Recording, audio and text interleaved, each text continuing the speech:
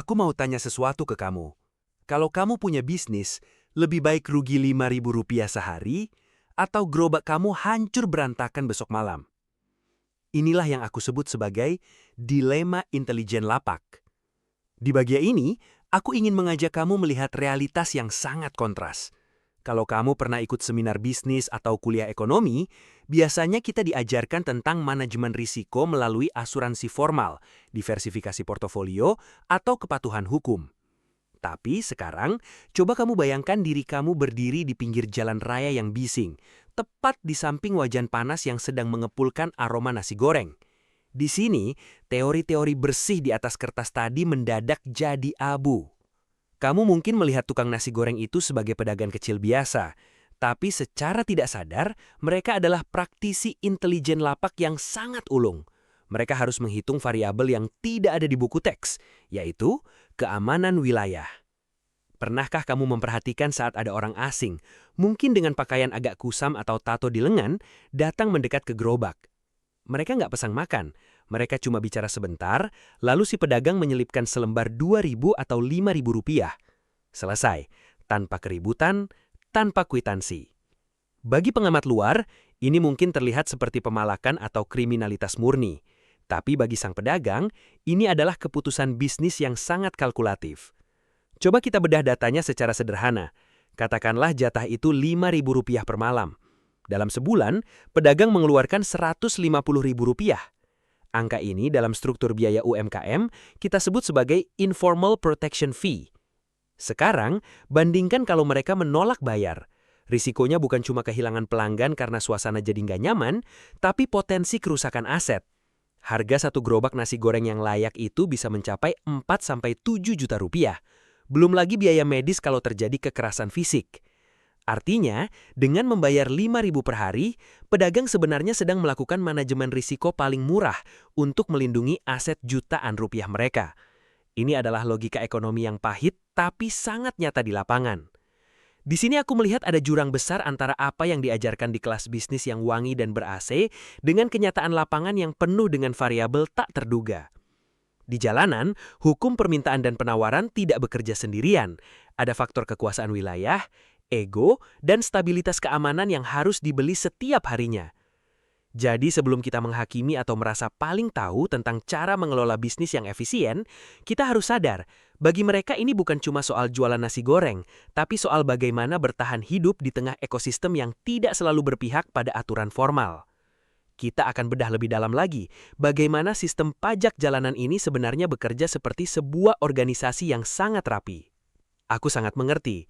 Secara ideal, kita semua menginginkan iklim bisnis yang bersih, transparan, dan benar-benar bebas dari segala bentuk pungutan liar. Tapi, mari kita bicara jujur tentang realitas yang mungkin juga kamu rasakan langsung di lapangan saat ini. Faktanya, di banyak titik di Indonesia, sistem perlindungan resmi itu seringkali punya celah dan gak selalu mampu menjangkau setiap gang sempit atau trotoar tempat para pedagang ini mencari nafkah. Aku tahu betapa frustrasinya perasaan kamu saat melihat margin profit yang sudah tipis masih harus dipotong lagi oleh biaya tak terduga.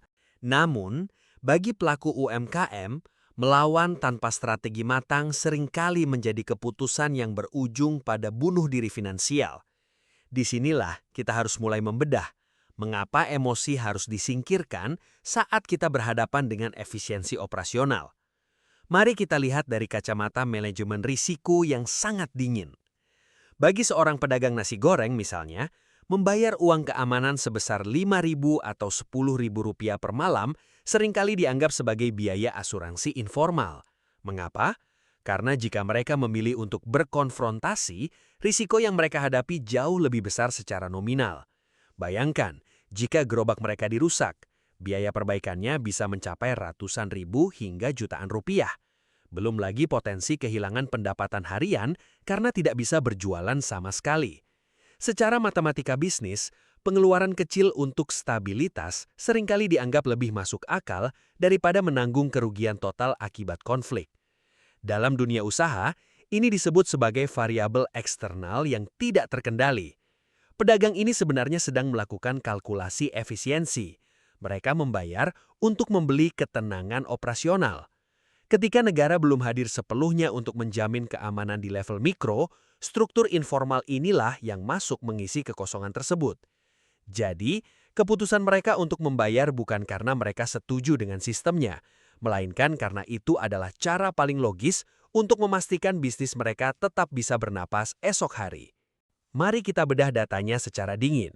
Di mata seorang pelaku usaha, bahkan di level pedagang nasi goreng sekalipun, jatah preman ini sebenarnya bukan lagi dilihat sebagai pemerasan murni, melainkan sebagai informal risk insurance atau asuransi risiko informal. Kamu mungkin merasa ini aneh, tapi coba lihat dari sudut pandang manajemen risiko. Pedagang ini sebenarnya sedang melakukan kalkulasi matematis yang sangat praktis. Dengan membayar nominal tetap yang terprediksi setiap bulan atau setiap malam, mereka sebenarnya sedang mendelegasikan masalah keamanan kepada otoritas lokal terkuat di wilayah tersebut. Dalam dunia bisnis, ini adalah bentuk murni dari risk transfer atau pengalihan risiko. Tujuannya sederhana, agar fokus mereka tidak terbagi antara menggoreng nasi dan menjaga nyawa atau peralatan dagang mereka. Nah, mereka lebih memilih kehilangan 5-10% margin keuntungan daripada harus menghadapi ketidakpastian, seperti gerobak yang tiba-tiba hancur atau gangguan fisik saat sedang melayani pelanggan. Aku akan kasih kamu analogi yang lebih besar agar polanya terlihat jelas. Bayangkan sebuah korporasi besar yang beroperasi di wilayah konflik atau daerah dengan tingkat kriminalitas tinggi. Mereka tidak akan mengandalkan keberuntungan. Mereka akan menyewa jasa konsultan keamanan swasta atau perusahaan security elite dengan biaya miliaran rupiah. Apakah itu pemerasan? Secara legal jelas tidak. Tapi secara fungsional, tujuannya sama, yaitu membayar pihak ketiga untuk menjamin bahwa operasional bisnis tidak terganggu. Bedanya, di level akar rumput atau UMKM pinggir jalan, kontrak ini tidak tertulis di atas materai. Tidak ada polis asuransi yang bisa diklaim ke pengadilan. Namun secara fungsi ekonomi, mekanismenya identik. Pedagang membayar premi asuransi ini agar mereka mendapatkan polis berupa perlindungan dari gangguan pihak lain yang mungkin jauh lebih destruktif. Jadi, ketika kamu melihat seorang pedagang menyisihkan uang untuk oknum tertentu, pahamilah bahwa mereka sedang menjalankan protokol mitigasi risiko. Bagi mereka, lebih baik keluar uang Rp10.000 atau Rp20.000 yang sudah terukur daripada menanggung risiko kerugian jutaan rupiah akibat keributan yang tidak bisa mereka kontrol. Ini adalah keputusan bisnis yang sangat logis, meski berada dalam ekosistem yang tidak ideal. Nah, sekarang mari kita bedah semuanya secara matematis, supaya kamu bisa melihat logika di balik keputusan yang mungkin sekilas kelihatan nggak adil ini. Aku ingin kita melakukan sebuah simulasi sederhana. Katakanlah, ada seorang pedagang nasi goreng yang harus menyisihkan Rp5.000 setiap malam untuk uang jatah. Dalam sebulan, total pengeluaran ini mencapai Rp150.000. Tapi coba kamu perhatikan, kalau kita melihat omset harian rata-rata pedagang kaki lima itu ada di angka Rp500 sampai Rp800.000, maka biaya jatah ini sebenarnya cuma memakan sekitar 1-2% saja dari pendapatan kotor harian. Secara akuntansi sederhana, ini masuk ke dalam beban operasional yang terhitung sangat kecil. Namun, coba sekarang kamu bandingkan dengan nilai aset yang mereka miliki. Serius, satu unit gerobak nasi goreng, lengkap dengan kompor, tabung gas, dan semua peralatan masaknya, itu punya nilai investasi sekitar 5 juta sampai 7 juta rupiah. Disinilah letak perhitungannya. Kalau seorang pengusaha memilih untuk melakukan konfrontasi emosional, artinya dia menolak bayar karena prinsip harga diri atau idealisme semata, maka risiko yang dia hadapi adalah kerusakan fisik pada aset tersebut. Coba hitung, kalau gerobak senilai 5 juta itu sampai hancur atau dirusak dalam sebuah konflik wilayah, pedagang tersebut harus mengeluarkan biaya perbaikan yang setara dengan 33 bulan biaya jatah. Itu pun, kita belum menghitung potensi kehilangan pendapatan atau opportunity cost, karena dia nggak bisa berjualan selama berhari-hari saat gerobaknya diperbaiki. Jadi secara strategis, pilihan untuk melakukan negosiasi dibandingkan konfrontasi adalah langkah mitigasi risiko yang sangat rasional. Ingat, angka tidak pernah bohong. Baginya, jauh lebih baik kehilangan 1% margin keuntungan setiap hari daripada harus menghadapi risiko kehilangan 100% aset produktif hanya dalam satu malam. Inilah yang aku sebut sebagai biaya asuransi informal. Di ekosistem yang tidak memiliki perlindungan hukum yang kuat, pedagang dipaksa untuk menjadi sangat strategis. Mereka tidak menggunakan perasaan, mereka menggunakan kalkulator. Karena dalam dunia bisnis, emosi yang meledak-ledak itu seringkali menjadi awal dari sebuah kebangkrutan, sementara perhitungan yang dingin adalah kunci utama untuk tetap bertahan di kerasnya jalanan. Nah, sekarang kita masuk ke bagian yang paling krusial tapi sering banget dilewatkan sama pengusaha pemula, memetakan otoritas teritorial. Dalam dunia intelijen bisnis, aku menyebut fase ini sebagai scanning ekosistem. Serius, kamu harus paham satu hal ya. Di lapangan itu, hukum tertulis seringkali kalah telak oleh hukum tak tertulis. Sebelum kamu menurunkan gerobak atau tanda tangan sewa ruko, kamu wajib tahu siapa pemegang kekuasaan sebenarnya di lokasi tersebut. Dan aku tegaskan, pemegang kuasa ini jarang sekali menggunakan seragam resmi. Cara yang paling cerdas untuk melakukannya bukan dengan bertanya langsung seperti petugas sensus, tapi dengan observasi diam-diam. Aku menyarankan kamu melakukan riset dalam radius 500 meter dari titik lapakmu. Kenapa harus 500 meter? Karena inilah zona pengaruh langsung yang akan bersinggungan dengan operasional harian kamu. Coba deh kamu perhatikan. Siapa sosok yang sering duduk di warung kopi paling pojok sambil dipanggil abang atau ketua oleh orang-orang sekitar? Siapa yang datang ke pedagang lain setiap sore, tapi tidak membeli apa-apa, melainkan hanya berbincang singkat atau menerima sesuatu? Nah, itu adalah data intelijen yang harganya sangat mahal. Pengusaha UMKM yang cerdas tidak akan langsung buka begitu saja. Kamu perlu duduk di sana sebagai pembeli selama minimal 3-7 hari berturut-turut. Perhatikan interaksinya. Apakah ada organisasi masyarakat tertentu yang dominan? Atau justru ada tokoh masyarakat, seperti ketua lingkungan atau preman lama yang dihormati, yang punya kata putus atas segala konflik di sana? Inilah yang aku sebut sebagai pemetaan siapa bicara apa. Kamu harus tahu siapa yang memegang kendali atas keamanan, siapa yang mengatur parkir, dan siapa yang punya akses ke birokrasi lokal. Jangan sampai salah langkah.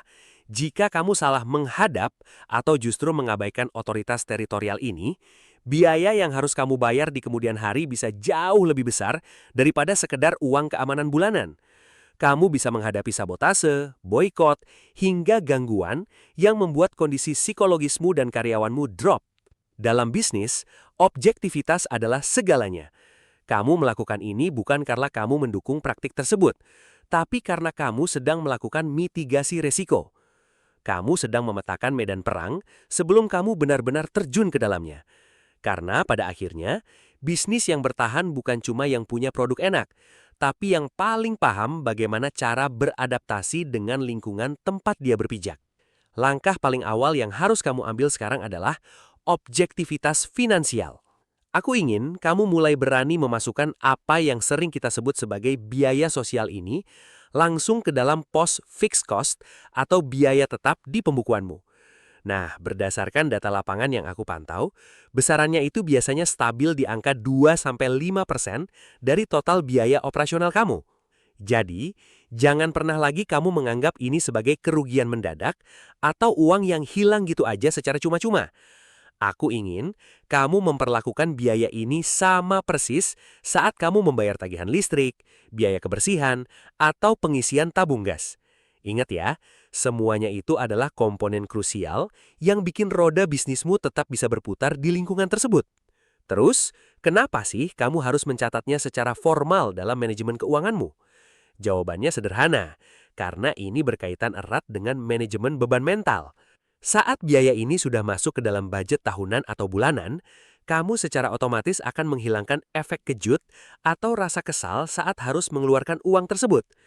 Kamu nggak akan lagi merasa sedang dirugikan secara personal, karena secara sistem, uang itu memang sudah dialokasikan khusus untuk kelancaran operasional. Inilah yang aku sebut sebagai manajemen ekspektasi finansial. Kamu tahu kan, dalam bisnis itu ketidakpastian adalah musuh nomor satu. Dengan mengubah variabel yang gak terduga menjadi angka yang terukur, kamu sebenarnya sedang mengambil kendali penuh atas bisnismu sendiri. Di sini, kamu tidak lagi bereaksi secara emosional, tapi kamu bertindak secara strategis. Karena pada akhirnya, ketenangan pikiran kamu sebagai pemilik bisnis itu jauh lebih berharga daripada sekedar persentase kecil yang kamu sisihkan untuk menjaga stabilitas di lapangan. Langkah kedua yang krusial sebelum kamu memutuskan sewa lapak adalah melakukan riset terhadap penguasa teritorial. Aku sering melihat pengusaha pemula terjebak dalam jebakan sewa murah. Kelihatannya hemat, tapi biaya silumannya luar biasa tinggi. Bayangkan kamu mendapatkan ruko atau lapak dengan harga jauh di bawah rata-rata pasar. Kamu senang, langsung bayar setahun di muka. Tapi setelah 1 bulan berjalan, kamu baru sadar kalau ada banyak pos yang harus diisi. Mulai dari jatah preman lokal, biaya parkir yang tidak masuk akal, sampai sumbangan-sumbangan liar setiap minggu. Kalau di total, biaya koordinasi ini bisa menyedot 20-30% dari margin produk kamu. Di titik ini, bisnismu sebenarnya sedang bekerja untuk mereka, bukan untuk kamu. Itulah kenapa kamu perlu melakukan intelijen sederhana. Caranya bukan dengan bertanya ke pemilik lahan, karena mereka jarang sekali jujur soal beban itu. Aku sarankan kamu datang ke lokasi di jam yang berbeda, pagi, sore, dan malam. Belilah produk dari pedagang sekitar, tukang kopi atau tukang parkir senior. Saat suasana santai, ajak mereka berbicara. Jangan pernah bertanya frontal soal jatah preman, karena kamu akan dicurigai. Gunakan pendekatan calon tetangga. Coba katakan ini, "Mas atau Mbak, aku rencana mau buka usaha kecil di sini. Kira-kira lingkungannya kondusif tidak ya buat jualan? Terus biasanya kalau soal iuran keamanan atau koordinasi lingkungan, alurnya lewat siapa ya supaya enak?" Biasanya, sesama pedagang akan lebih terbuka jika merasa kamu adalah calon rekan senasib. Mereka akan membuka data siapa yang memegang wilayah itu dan berapa nominal setorannya. Data ini bukan cuma angka di atas kertas. Ini adalah variabel penting dalam bisnis plan kamu. Jika total sewa ditambah biaya koordinasi melampaui 15-20% dari estimasi margin kotor, lokasi itu sebenarnya mahal. Lebih baik cari tempat lain dengan sewa sedikit lebih tinggi, tapi biaya siluman rendah dan sistemnya transparan. Ingat, dalam bisnis, ketenangan operasional itu ada harganya. Sekarang, kita masuk ke langkah ketiga. Ini adalah tahapan paling krusial, tapi sering banget dilupakan. Membangun simbiosis mutualisme. Dalam dunia bisnis, pertahanan terbaik itu bukan soal seberapa tinggi pagar atau seberapa banyak CCTV yang kamu pasang. Tapi, soal seberapa besar orang-orang di sekitar kamu merasa memiliki bisnis tersebut. Coba deh bayangkan ini sebagai manajemen ekosistem. Kalau kamu cuma menganggap mereka sebagai beban, mereka akan terus menghisap sumber daya kamu. Tapi kalau kamu jadikan mereka bagian dari ekosistem, mereka justru akan ikut menjaga inangnya supaya tetap hidup. Strategi ini bukan sekedar basa-basi, tapi cara mengubah lawan menjadi kawan yang sangat terhitung secara bisnis. Contoh praktisnya simple. Kamu bisa kasih jatah makan gratis buat mereka, tapi ada teknisnya. Lakukan hanya di jam-jam sepi, misalnya jam 3 sore atau jam 10 malam. Kenapa? Secara psikologis, keberadaan mereka di lapak kamu pada jam sepi memberikan kesan ramai bagi calon pembeli lain yang lewat. Secara finansial, biaya food cost 1 porsi nasi goreng itu sangat kecil dibandingkan nilai keamanan dan ketenangan operasional yang kamu dapatkan. Lalu, coba libatkan mereka sebagai pengaman resmi atau koordinator lingkungan. Dengan memberikan mereka tanggung jawab yang terikat langsung dengan jumlah pengunjung, secara otomatis mereka punya kepentingan supaya bisnis kamu tetap lancar. Kalau ada pihak luar yang mau mengganggu, mereka yang akan maju paling depan tanpa perlu kamu minta. Mereka menjaga aset kamu seolah itu adalah aset mereka sendiri. Kenapa strategi ini sangat ampuh secara data? Karena kamu sedang melakukan konversi dari liabilitas atau beban menjadi aset operasional. Ketika seseorang merasa punya andil atas keberhasilan bisnis kamu, mereka bukan lagi ancaman. Mereka berubah jadi benteng pertahanan pertama kamu di lapangan. Di skala bisnis besar, ini mirip dengan memberikan opsi saham kepada karyawan agar mereka bekerja lebih giat. Nah, di level UMKM, bentuknya adalah rasa hormat dan pelibatan dalam ekosistem harian. Ingat, membuat orang lain merasa memiliki bisnismu adalah strategi pertahanan terbaik yang pernah ada. Mungkin sekarang kamu bertanya, kalau begitu kenapa kita tidak langsung lapor saja ke pihak berwajib? Bukankah itu langkah yang benar secara hukum? Aku sangat menghargai keberanian kamu untuk menegakkan kebenaran. Tapi, di dunia bisnis, terutama di ekosistem yang belum matang atau lapangan yang keras, ada perbedaan besar antara menjadi pahlawan dan menjadi martir. Banyak pelaku usaha yang baru merintis merasa punya modal idealisme tinggi. Mereka menolak bayar, mereka melapor, dan mereka merasa sistem akan langsung berpihak pada mereka. Tapi kenyataannya, seringkali saat kamu melapor tanpa punya daya tawar, yang terjadi justru bukan penyelesaian, melainkan hancurnya mata pencaharian kamu sendiri. Mari kita lihat realitanya. Saat kamu memilih untuk membangkang secara terbuka di lingkungan yang belum mendukung, kamu sebenarnya sedang menaruh target di punggungmu. Resiko yang harus kamu tanggung bukan cuma soal uang keamanan, tapi resiko operasional yang fatal. Mulai dari intimidasi harian, akses logistik yang tiba-tiba tertutup, hingga rusaknya alat produksi yang membuat kamu berhenti beroperasi. Aku sudah melihat banyak kasus di mana idealisme yang kaku justru berujung pada kebangkrutan. Bukan karena mereka salah secara moral, tapi karena mereka tidak memiliki perlindungan yang cukup saat badai datang. Ingat, ini bukan berarti kamu harus menyerah selamanya pada kejahatan. Ini adalah soal bertahan hidup. Dalam strategi bisnis, ada yang namanya survival mode. Kamu harus tetap buka, kamu harus tetap profit, dan kamu harus menjaga cash flow agar bisnismu tetap bernafas. Kalau kamu langsung memicu konflik tanpa memiliki kekuatan atau backing yang setara, kamu hanya memberikan peluang bagi lawan untuk menyingkirkanmu sebelum bisnismu cukup kuat untuk melawan secara sistematis. Jadi, poinnya adalah ini, fokuslah pada membangun daya tawar terlebih dahulu. Perkuat bisnismu, jalin relasi yang tepat, dan buat bisnismu menjadi aset yang bernilai. Saat kamu sudah memiliki kekuatan, baik dari sisi finansial, loyalitas pelanggan, atau dukungan komunitas, barulah kamu punya posisi untuk mengubah sistem dari dalam. Melawan arus itu perlu, tapi melawannya dengan perencanaan matang dan kekuatan terukur adalah satu-satunya cara agar kamu tidak tenggelam saat arus itu berbalik menghantamu. Jangan jadi pahlawan yang habis di tengah jalan, jadilah bisnismen yang bisa bertahan cukup lama untuk memenangkan permainan. Kalau kamu ingin belajar lebih dalam soal bagaimana membangun struktur bisnis yang tahan banting dan strategi bertahan di lapangan yang kompetitif, pastikan kamu subscribe channel ini agar tidak ketinggalan riset dan analisis bisnis berikutnya. Sampai di titik ini, aku ingin kamu menyadari satu hal krusial. Perbedaannya bukan lagi pada apa yang kamu jual, tapi bagaimana kamu memandang duniamu. Sekarang, kamu bukan lagi sekadar pedagang yang pasrah pada keadaan, atau marah-marah saat ditagih jatah di pinggir jalan. Kamu sudah berevolusi menjadi seorang pengusaha strategis yang paham betul peta kekuatan lapangan. Di mata seorang profesional, tidak ada yang namanya hambatan emosional. Yang ada hanyalah variabel biaya yang harus dikelola dengan kepala dingin. Kalau dulu, kamu melihat pungutan liar sebagai gangguan yang merusak mood, sekarang kamu melihatnya sebagai biaya koordinasi atau komponen operasional expenditure alias OPEX yang harus masuk dalam kalkulasi margin.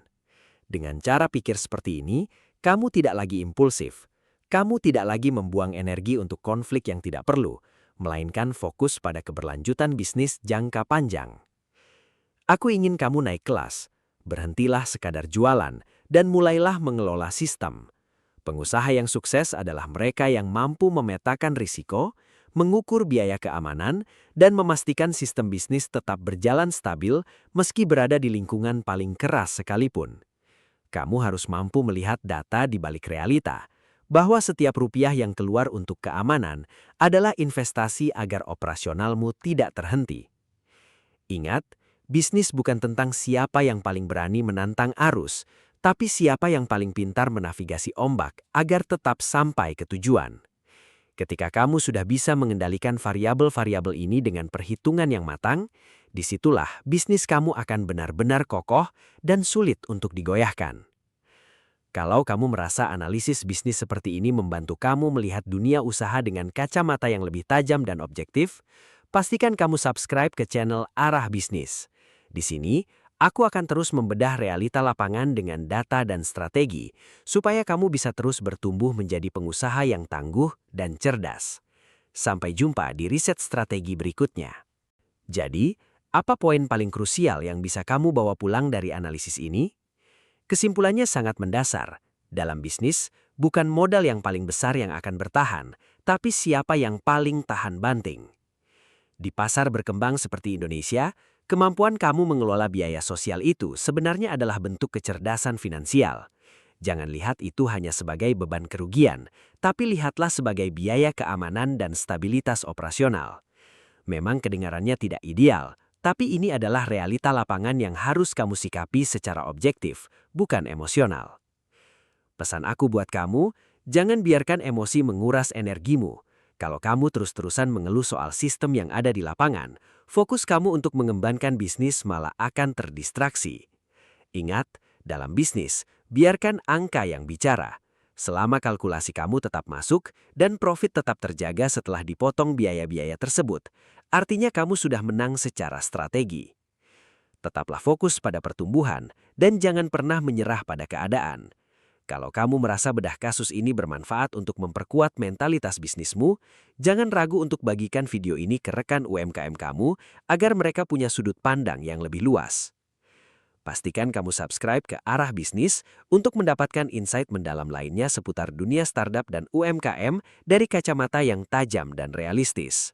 Sampai jumpa di pembahasan strategi berikutnya.